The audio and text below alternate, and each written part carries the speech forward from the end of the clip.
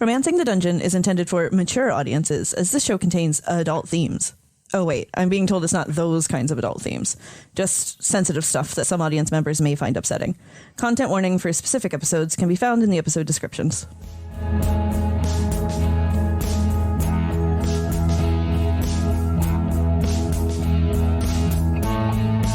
Tell me why I'm so alone when I know you're here with me. You're listening to Romancing the Dungeon, a softcore D&D podcast about heroes navigating their daily lives while looking for love in a world full of peril, monsters, and heartbreakers.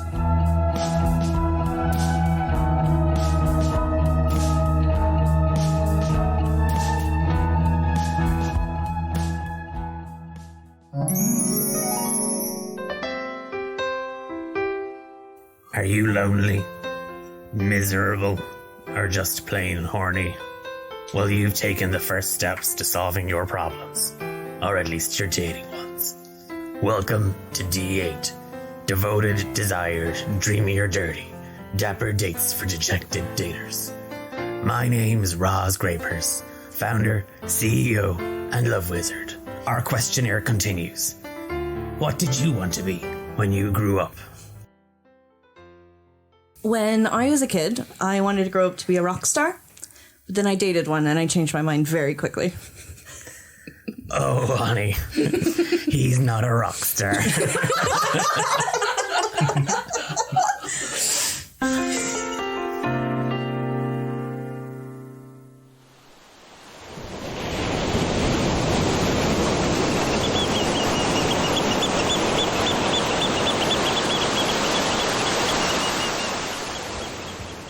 Hephaesta,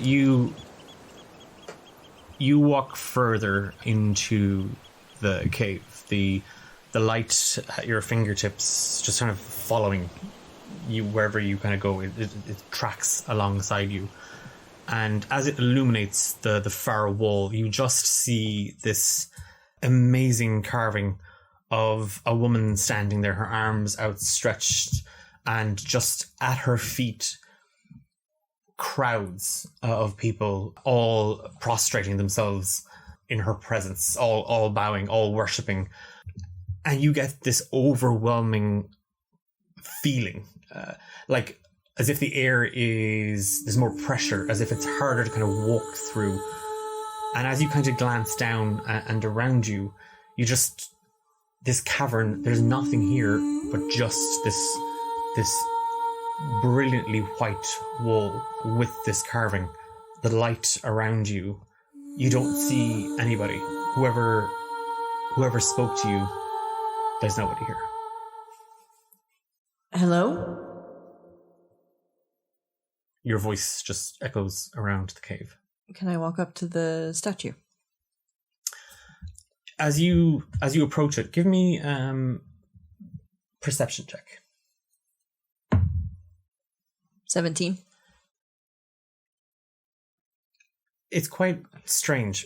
The worshippers, the people, it's across all races, don't move. They kind of stay put. But that carving of that woman who has just her hands outstretched, and she's naked, but her body is sort of draped with her own hair. But not in a sort of I'm protecting my modesty way. It's more like, oh, that's just the way I got captured. Damn it.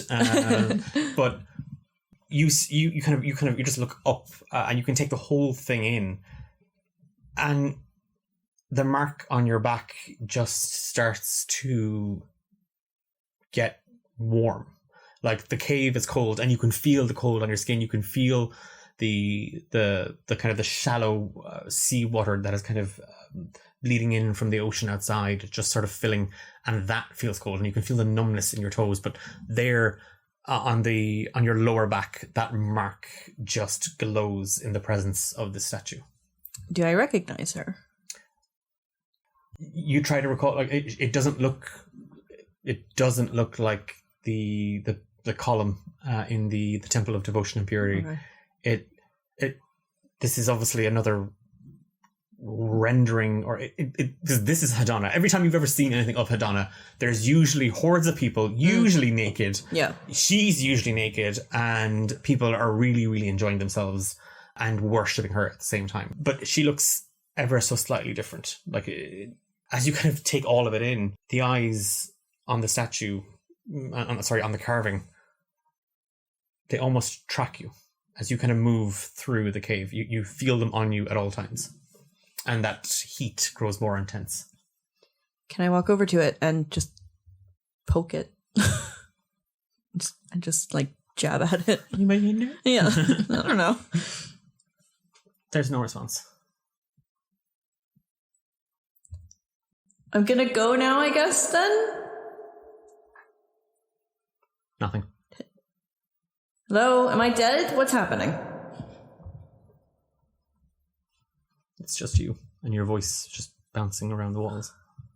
Are there any rocks, like, lying around? Yeah, it's just like it's rocks that have been kind of washed in by the sea. Throw one at the statue? Yeah, give me an athletics check. 17. You just pick up a rock kind of in your hand, like kind of a piece of shale almost, and you just clatter it off the statue. It breaks into pieces and it just splashes into the water, and the carving is slightly marked, but nothing happens. All right, listen here. I'm sick of you fucking with me, okay? What's going on? I know it's you. I heard you. This is your weird sex statue. What's going on? What do I have to do? Do you want me to, like, bow or something? No, not happening. You just hear your voice and the waves crashing outside. Can I touch the mark on my back and try to, like, conjure her? It feels warm. Okay. I take a breath. And I sit down and I close my eyes. And I conjure her. In front of you, as you close your eyes, you just envision Hedona in the forms that you know her. The statue, the carving in front of you, the pillar in the Temple of Devotion and Purity, the almost kind of astral light form. As you shut your eyes and you kind of take a breath and you focus on Hedona's image, you conjure all of them that you've seen that you can kind of remember. The carving in front of you, the column in the Temple of Devotion and Purity, the astral form in Swallow's Cave, and even Ella when she possessed her, a couple of weeks ago.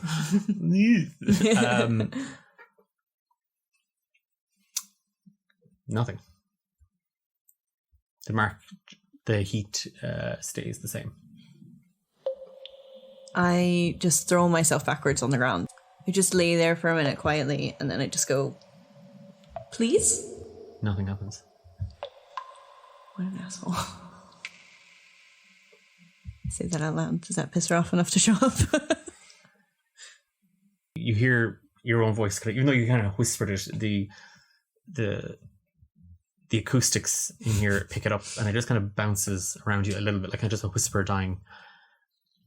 And just something out of the corner of your eye kind of catches, and it doesn't make any sense because none of this makes any sense. You see Nate. This is it. This is eternal punishment. I have died. This is hell. This is why. And I look over at him. Is he still there? No. If I'm not dead, can we just kill me? Do you just want to finish it now, please? With the torture? Why the torture? I thought you were nice. What's going on? I just get up and I start pacing in circles around the cave. You kind of trace the perimeter as much as you can, and it's like it's uneven, the ground around you, but you just don't give a shit. And on your kind of second lap of the cave, just kind of over kind of a chunk of the rock sitting there, you see Sekhmet. Okay, very funny. Haha. I get it. I don't get it. What's going on? Can I go kick the carving? Yeah. You you walk back to the wall, kind of half looking over your shoulder to see if Sekhmet is still there. She's not. And then you just kick the wall in rage. Nothing. Can I try to blast it? You reach out to that magic, the power that was bestowed upon you, and you feel almost an echo of it in the same way your voice has bouncing around this. And as you reach out to it, that magic just dissipates. And you feel it sort of flickering and popping in and out of existence in front of you. And you just feel the rage inside you. And the magic doesn't come. What is this? Some kind of weird lesson? I'm an asshole. All right, I got it. I'll go make amends or whatever. Okay, I'm out. And I just start walking toward the mouth of the cave. You head kind of back around the corner where the sea has kind of effectively kind of carved its way into this rock face and down that kind of narrowing tunnel out into this open cavern that you're in. You just kind of start to walk back. The cavern is sealed. It's just darkness beyond you. What? What do you want from me? Have I not been through enough? Just to your left, Fia steps out of the darkness. Okay, this time I don't look away. Fia? Okay, can I go up and poke it? You move to kind of touch it, and as you do, it's just the form of Fia is just kind of torn by shadows, kind of ripped away. All right, very funny. Haha, great joke, great prank. Just let me go. Please just let me go. Okay, I stomp my way back into the cave. You march backwards, kind of turning around on your heel and straight back into the center of the cavern. Standing there in the middle of it, you see Thane. Yeah, it's not real. I know it's not real. Can't scare me. Come on. It doesn't move. Please, please. I start bowing. You drop to your knees and kind of bow, and you just see kind of, as you do, Thane kind of just burnt away the form, just kind of torn away. And as you kind of bow your head and you lift up, standing over you, arms kind of folded and a fat hand tucked under some chins, the form of Evil looking down. Okay, that one scares me, and I kind of jump backwards and sort of trip over myself. This one takes a step towards you. Oh, Jesus. I throw a rock at it? The rock passes through.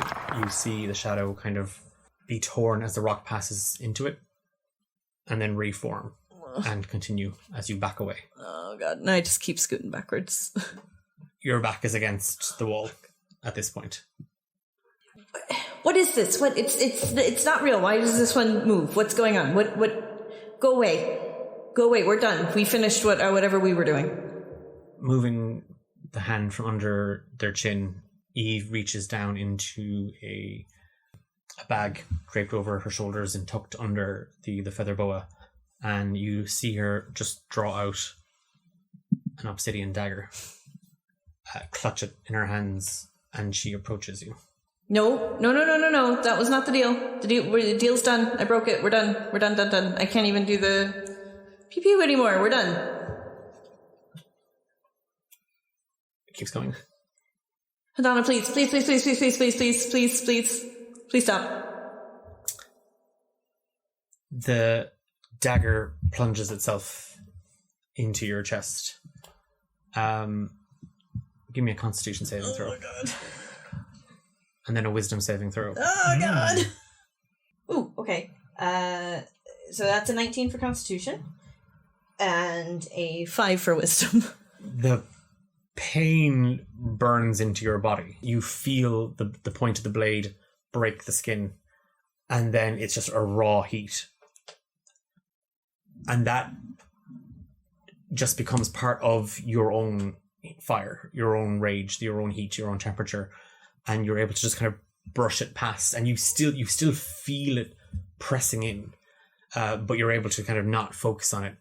As the dagger plunges, your mind is just warped with images, and you see yourself lying there, dead.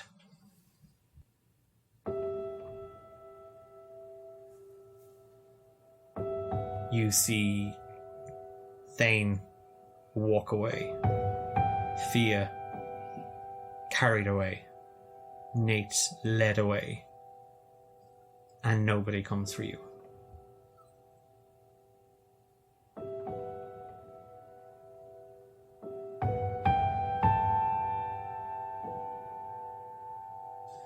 What is this? It's a reality, darling. What do you mean? They wouldn't just leave me.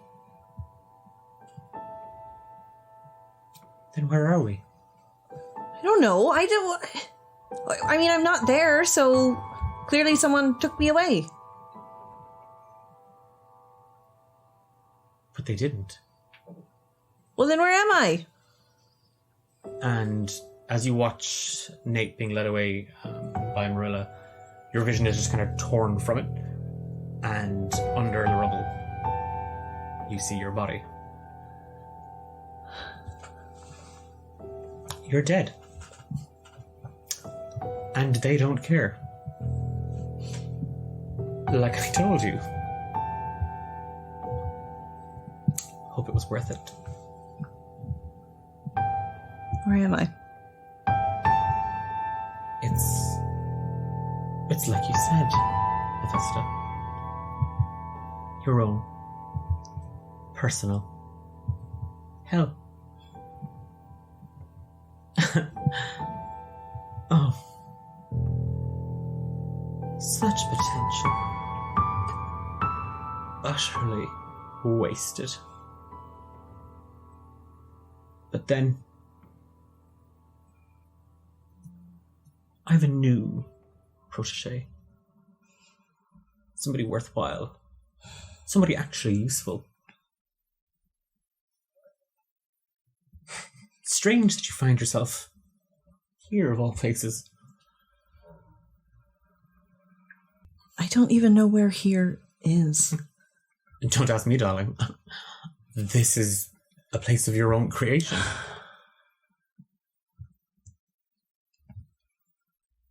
Well, if I created this, then I can get rid of it, right? I don't want to deal with this. I don't want you.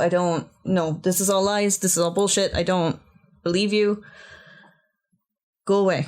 And I just close my eyes and I stop looking at things. And you shut your eyes and it's just darkness. And Eve is still standing in front of you. The blade is still pressed into you. It's just dark. It really wouldn't be a hell if you could get away from it, Hephaesta. It's the whole point. And then she kind of jiggles the knife. Get it? Don't you have, better things to do? No, I really don't. You went back on your word. It's not the first time for you either. Well, that's on me. Should have known better. Don't trust a girl who can't trust herself. Can I take a swipe at her? Try to hit her. You do, and the image just blurs. I'm just going to ignore you. You kind of turn your head, and when you do, you find yourself standing on the ruins of the Flatstom Estate. And you hear Quillo kind of sobbing over Fia as he kind of scoops her up. And you see Thane talking to Nana and Rash and Sykes. And you see Marilla leading Nate away. And the crowd disperses. And nobody comes for Hephaesta.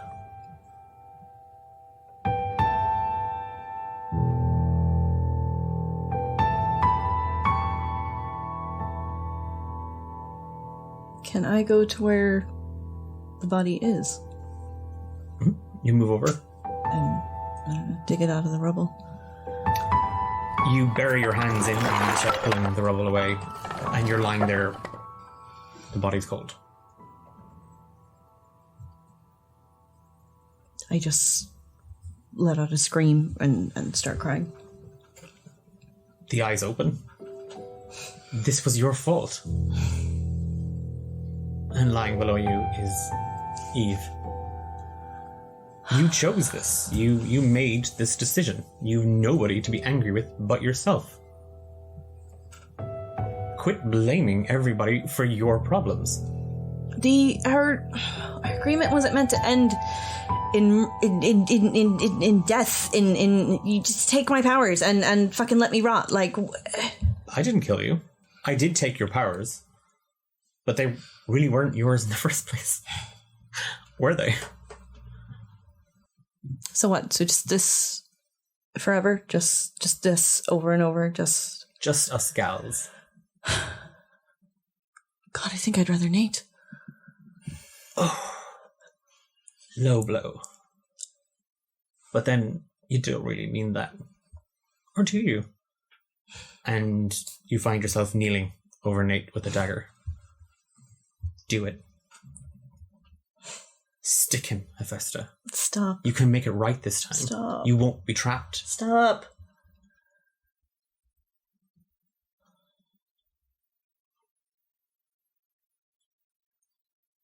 You feel the mark on your back light up. Just with heat. Stronger than before. Look, I did what I did and it's done and just leave me alone. Sure. And Eve, the image just dissipates. Am I just back in the cave? You're standing in the cave. Your back is still against the wall. There's no knife sticking out of your chest. Thanks. You're welcome.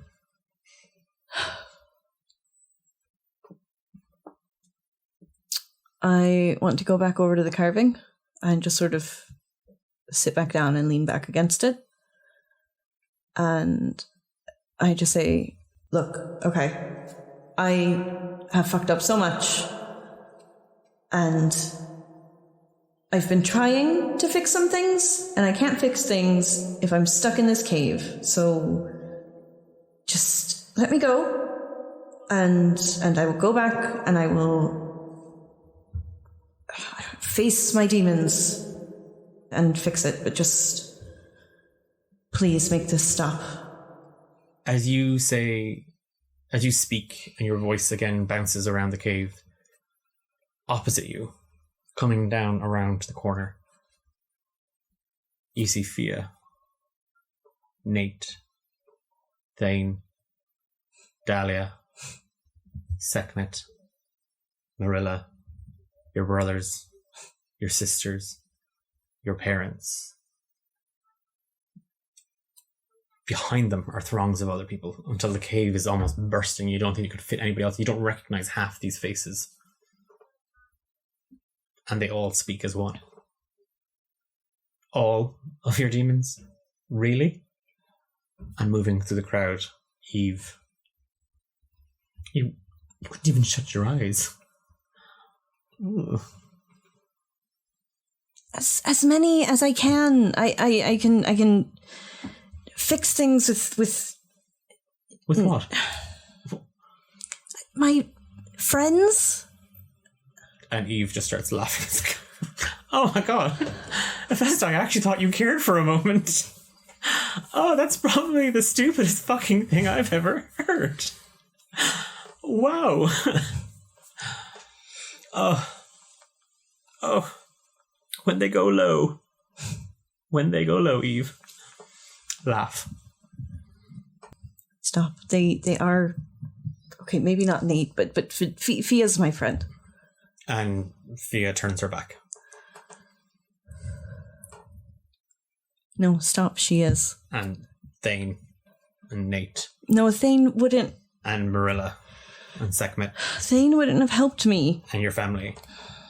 And everybody you've ever known turns their back. Except Eve. Ugh.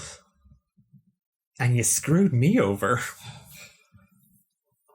And she's not even coming to your aid. Ugh. You bet on the wrong pony. I can fix it. I can fix it if I'm just... You're useless. You have no power. You have no abilities. You have no friends or family. Ugh. We're running out of things here to fix with. And you can't even fix those people. Look, what I know. Look, I know I'm useless. Okay, I know I'm fucking useless. Nobody fucking likes me, but please just give me a chance to go back and please. What have you got? Nothing. I don't have anything.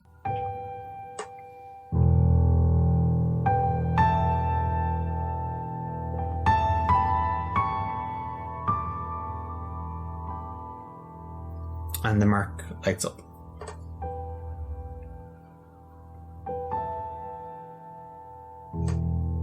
They all hate me. I've fucked with all of them. This is what I deserve. Right on time. Here comes the self-pity. Whatever, Eve. Look, I'll take it. You're right. I don't have friends. I definitely don't have a family. This is fine. She kind of strolls up to one of the rocks and just kind of sits on it, kind of crossing a leg and tossing the feather boa over her shoulder. Well, we got there quicker than I thought we would, but know any jokes? Is that crowd still like manifested? Oh, yeah, they still have their backs turned to. I'm just ignoring her and just staring holes into the back of Fia's head. Nothing happens. You just continue to stare. She doesn't move. She doesn't turn. Fia, please. Look, of all of them, I know you at least cared a little bit. She did, actually. God bless her. Not a lot going on upstairs, though, so that probably explains why. Stop. But did we really care about Fia? She was coming to... Well, really, actually. Annoying. Think about it. Stop. Oh, I like boys. And I'm so sneaky and mysterious. Oh, I sneak up on people. Oh, I'm so cute. She's a good person. She means well. She's an idiot. An utter idiot. Like a complete fool. Come on. We've seen her kind so many times. Somebody so broken and damaged by the world that she actually thinks it gives a shit about her. Come on, Hephaesta. At least she tries to care. At least she isn't just angry all the time. At least she doesn't think the world's just fucking out to get her. And Fia turns, and standing across from you is you. Ugh. I think that was a bit of a personal nerve there, I think, Hephaesta. We're still angry, are we? Still mad at the world. Oh, I have to admit, that was one of the things I quite liked about you. Because it was easy to manipulate? Well, it started out like that. And then, I don't know, that rage, just did something for me. I just felt sated by it, really. A connection. Yeah, well, a lot of good it did me. Eve just kind of looks around the cavern. Fair point. But then again, you did actually betray me, so had you just done what I had asked? I know. I should have just fucking stabbed the dick bag and been done with it, but look, I didn't, okay? Like, what do you want from me? Why didn't we stab him, though? Do we still have a little Stop. spark of that hack? No. Ugh. No, stop. I mean, look at him. Ugh. Hephaesta. You eat men like that for breakfast. Yeah. Not that one. He has stuck around. It's like indigestion. It's probably the nicest thing anyone's ever said about him. No, there are actually people that give a shit about him. Yeah. So why? Why didn't we stab him? I don't know, Eve. I don't know. I don't know. I don't know. I was there. I wanted to, and I don't know. I couldn't. You made a decision, a choice that you wound up here. We have eternity, girl, to discuss all of this. So I'd say let's just get this out of the way now. Then we can talk about our favourite plays, books. I could even make this one dance. And like Nate starts doing kind of a little weave. Stop.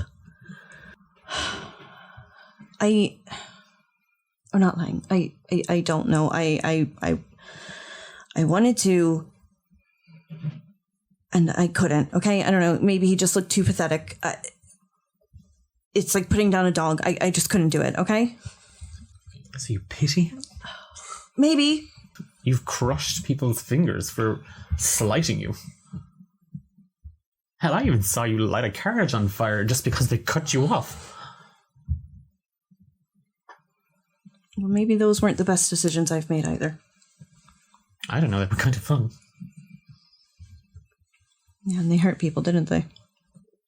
Look at them. Well, not us, we were fine. We had a laugh. I don't know, Eve.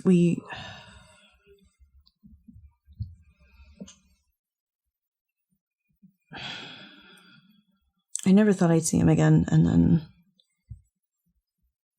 when I did, I didn't know how to feel, or what to think, or how to handle it, and I don't know. Maybe there's still feelings. Maybe I just want to be over it. Maybe I don't know. And Nate turns back around. And you see yourself. There, now what? Okay? I said whatever you wanted me to say. Now what? This isn't on me. I'm not doing this. Give me a wisdom saving throw. As the mark on your back just flares into heat. 10. The crowd turns for a moment, and in the center of all of them, you spot a face. Eugenia Flatstom.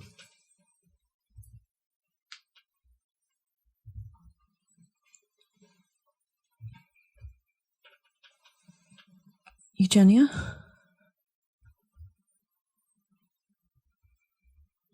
To love someone else, you must love all the parts, the good and the bad. The same goes for you. To love yourself, love the good and the bad. I can't. The crowd vanishes. And it's just you standing there on your own. Eve is gone. I just sit down and start crying.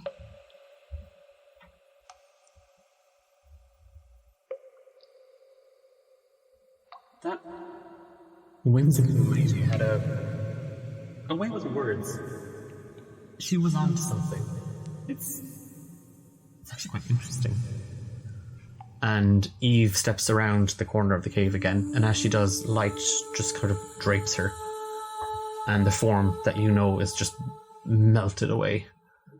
And standing there, you see Ella but when she speaks, her voice just echoes and booms throughout, and you hear it in your head. And the mark on your back is now just crackling with energy.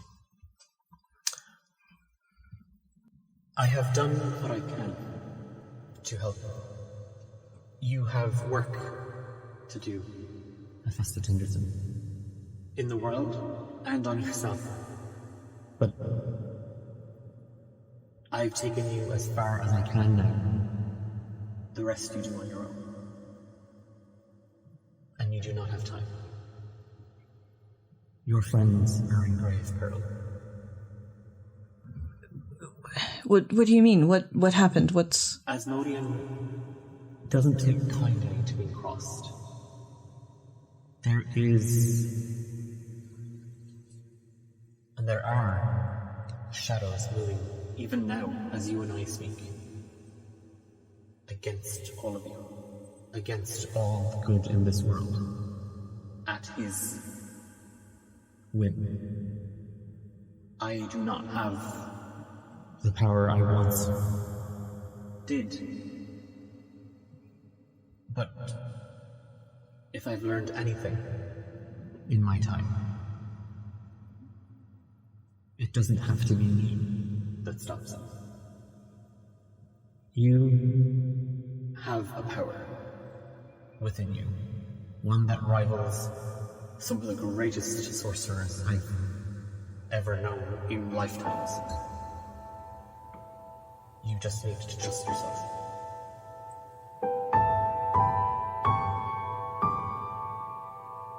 Me? I don't have... You wake up.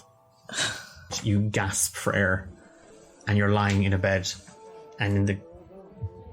like, beyond the walls of the room you're in, you just hear people chattering and muttering. You can smell salt on the air. And just at the edge of your mind, you hear a whisper. Go to Tesra. The journey will take some time. But there will come aid. And you will know him when you see him. And just as you kind of come to your full senses, in your hand you're clutching a long white feather.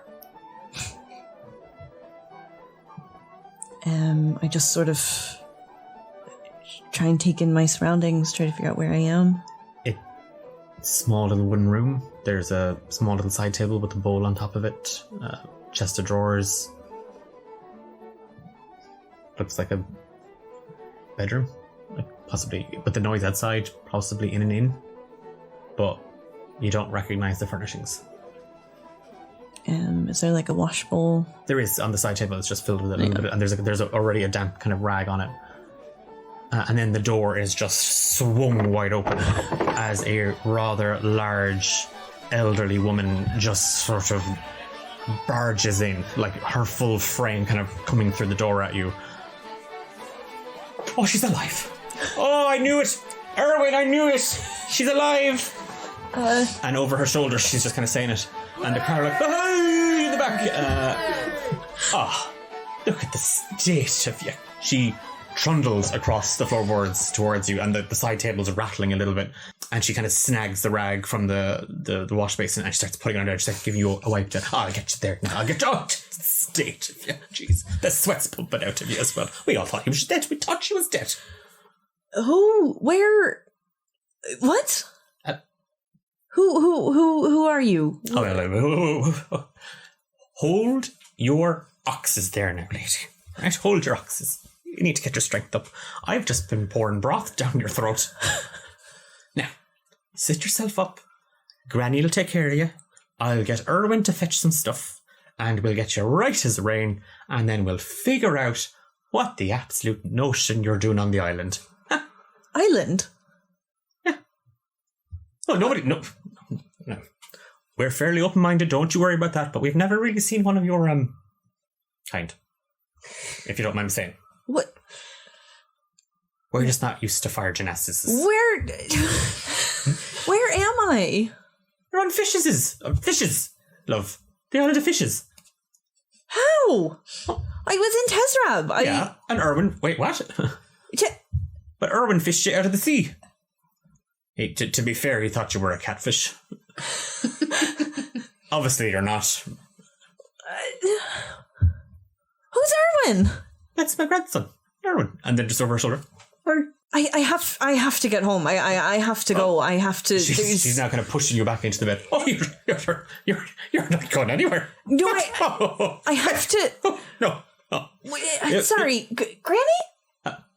Is it? What do I call you? You can call me Mrs. Applebottom. What? I asked you who you were. You didn't answer me. Well, I didn't get a moment. Mrs. Applebottom. Call me Granny. Listen, I appreciate whatever has happened. Oh, she appreciates it. No, really, otherwise maybe, I don't know, I was dead, and I'm so happy I'm not. Thank you, but I have to go home. I have to go. I have to go. She washes ashore, huh? She comes into our inn.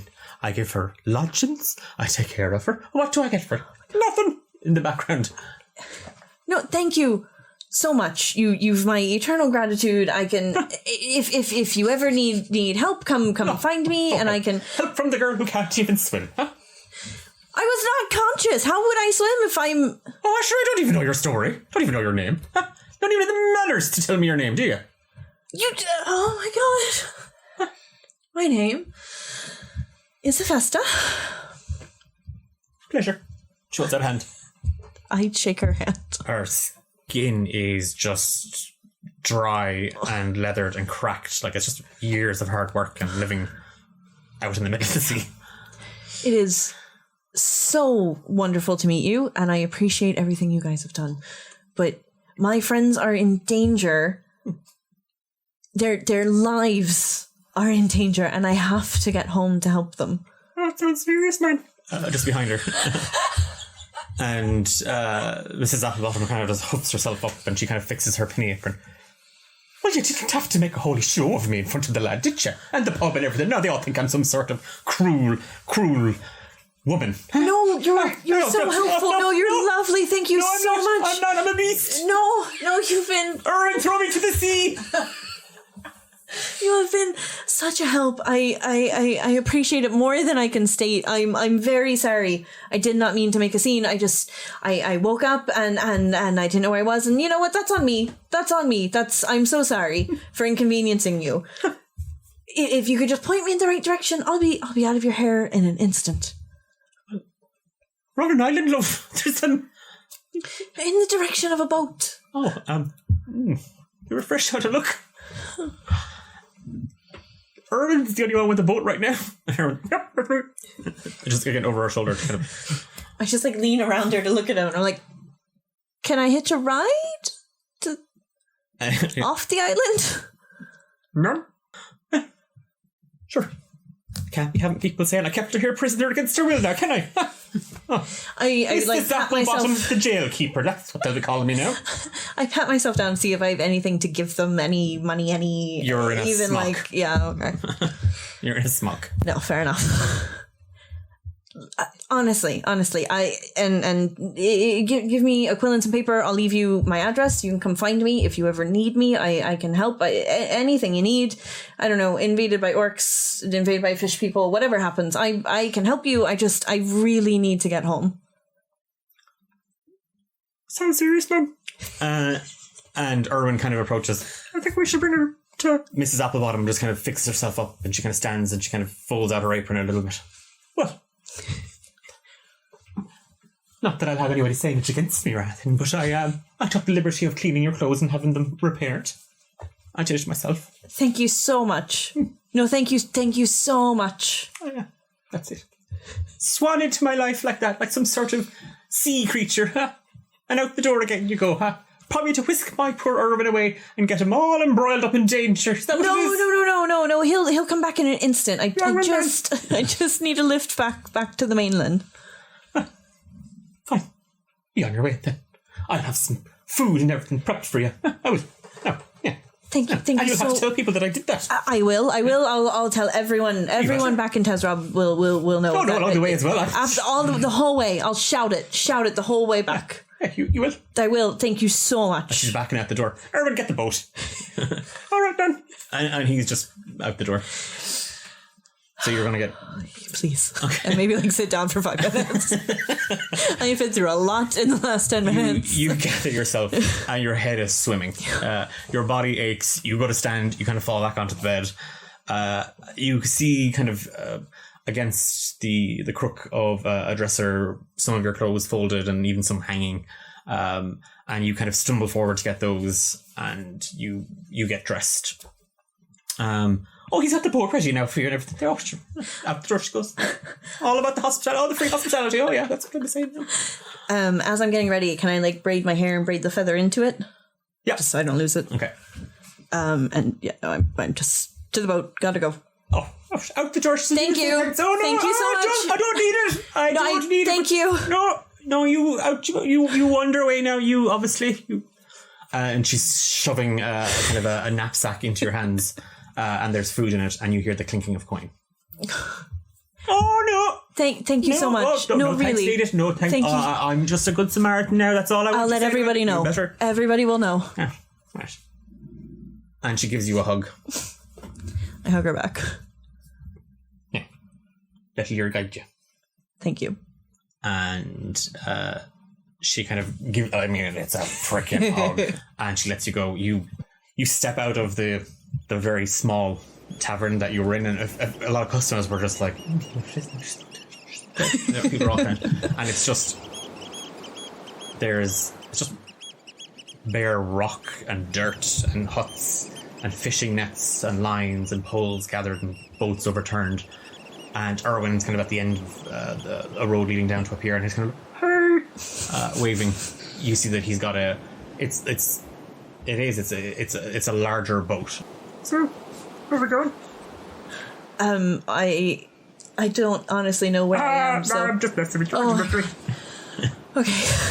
Okay, thank you. Okay. And he just he holds your hand to kind of get you onto the boat.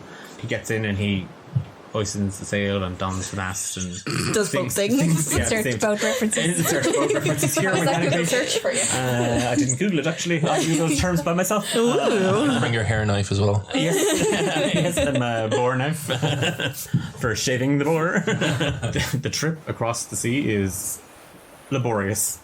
Erwin tells you his entire life story. His mother and father were fishermen. Jenny Applebottom, his grandmother, Mrs. Applebottom, granny to him, and to you now as well, was also a fisherwoman. Her mother was a fisherwoman. The whole family were just, but he's giving you the full family tree kind of down through it. But Jenny Applebottom had a dream about the sea, and in it, a mermaid told her to get out of the sea. So she wasn't allowed back. Okay. And she took that as an actual warning. And instead used her coin to buy and open Granny Applebottom's neat house. The establishment were freaking. He then goes to tell you about how they constructed it, and like that. But then Granny gave him money because the mermaid didn't say that Erwin couldn't go on the sea, so he went back on the sea. He hasn't seen any mermaids or had any dreams about mermaids, but one time he dreamed about 3 dogs. Oh, 3. And he was able to pet all of them. Oh. But Jenny Applebottom won't let him get a dog because she just doesn't like them. Shame. Yeah. So I listen with as much interest as I can possibly muster. A couple of hours pass. And throw myself into the sea. Take me back. Your mind drifts back to the cave and to Eve and Hedona and the illusions or the shadows, whatever everything else was. You're listening to Erwin. And he points. He just kind of points, and you can see it. It's land. Like you're not going to not be able to see it. But in the distance, you hear kind of the call and squawk of gulls flying overhead, and you can see a pier, a long stone pier, and a road, just a very slant slope road leading up to what looks like a village. The buildings look kind of odd. Like they're definitely buildings, and they definitely look like they've got roofs, but they all kind of look the same. Like there's no sort of they're all the same height. They all seem to be made of the same material. And as the boat kind of draws closer, Fishes, the village that you were on, was in disarray, was in chaos. That seems to be how people were living their lives. This place, there isn't a snag of fishing line blowing in the wind, flying loose. Everything seems to be in its place and tidy and organized. And Erwin just kind of gives you the nod. I walk over to him and I put my hand on his arm and I just go, thank you so much. I appreciate this more than I can tell you. Okay. Thanks. Good luck with the fishing. I hope you get it. Fish. I sail. You don't see a soul on the pier, and Erwin kind of just sits back and kind of takes a moment to kind of gather himself and rest and prepare to kind of go all the way back. Pretty much. Sorry, bud. The road up to this village is you were like, oh, it's a slope. It's a climb. It's an absolute climb. As you're moving up, the road is perfect. Like, it's literally perfect. Even at either side of it, there's like 2 gullies where the rainwater would gather and just flow down that. Jesus. There's hedgerows at either side as well. Again, fully maintained the whole way up. And then at the cusp of the hill, as you just cross over it, you just see this small smattering of wooden and clay buildings. And in the center of it is a small square with just a little fountain and just kind of spraying up water, perfectly timed. Everything. There isn't a window that doesn't look like it hasn't been cleaned today. Everything looks so in place and proper and organized and tidy. You don't see a soul around. That's it for this week's episode. You were listening to Amber as Hephaesta, Sam as Nathaniel Obsidian McKnight, Louise as Fia, James as Kyle, and special guest Eilish as Clodagh Medamoon. A big thank you, as always, to Ghost of Red Mountain for our amazing theme song Haunted. Make sure you check out their YouTube channel. I'm Declan, your Dungeon Master. We're back in 2 weeks for another episode. Until then, why not check out our Discord server, D8 Dungeon? You can back the show for some sweet rewards on Patreon. Leave us a heartfelt review wherever you listen to your podcasts, or tweet us your thoughts and emotions at D8 Dungeon.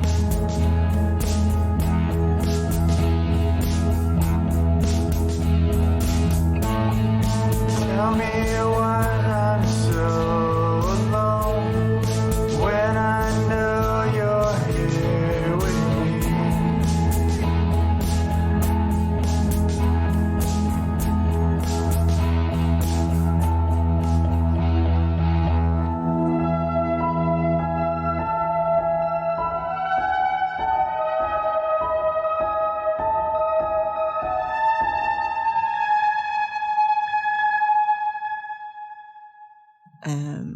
The salt water just kind of washes over you. Drown me. No, you're not. You're kind of.